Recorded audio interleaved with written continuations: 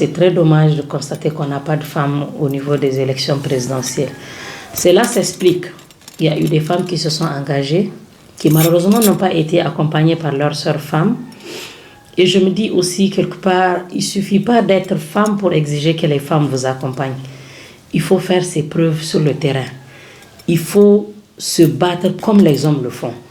Majoritairement, on dit que les femmes qui siègent à l'hémicycle sont là parce que c'est une question de quota. Nous voulons que cela change. Nous voulons que si une femme doit siéger au sein de l'Assemblée, présidente de l'Assemblée ou même président de la République, c'est parce qu'elle l'a mérité. C'est parce que son programme a été vendu et il a été accepté par tous. Les débats politiques m'ont toujours passionnée depuis ma jeunesse, si je peux le dire, bien que je ne suis pas vieille. Ça m'a toujours passionnée. Je lisais les journaux, je suivais tout ce qui se passe au sein de l'Assemblée. Il y avait quelque chose qui m'attirait vers la politique que je n'explique pas pour la simple raison que chez moi, personne n'en fait la politique. Je me retrouvais dans ce débat et j'ai dit pourquoi ne pas s'engager. J'ai pris ma carte d'électeur, j'ai fait mon premier vote et ça a continué comme ça et paf, je me suis retrouvée dedans. Et c'est quelque chose que je ne regrette pas.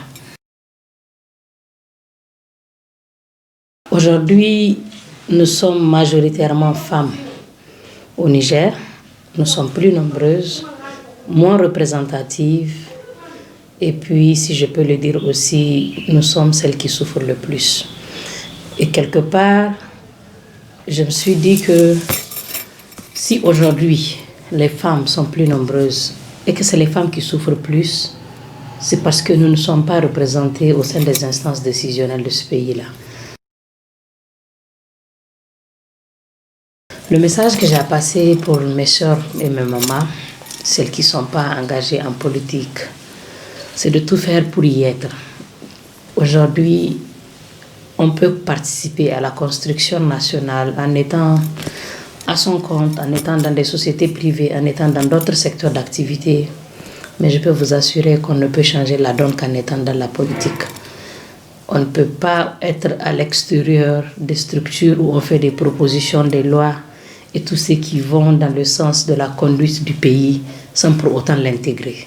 Si nous voulons changer, il faut que nous décidons de nous engager et de nous battre pour cela. Il ne suffit pas juste de prendre une carte et d'aller voter et revenir. On a remarqué que même au niveau des recensements, les femmes sont plus nombreuses. Elles se sont faites plus recensées. Elles votent plus que les hommes. Alors pourquoi elles ne s'engagent pas véritablement pour prendre ce qui leur revient de droit qui se trouve dans ces instances-là, qui se trouvent au sein de l'hémicycle?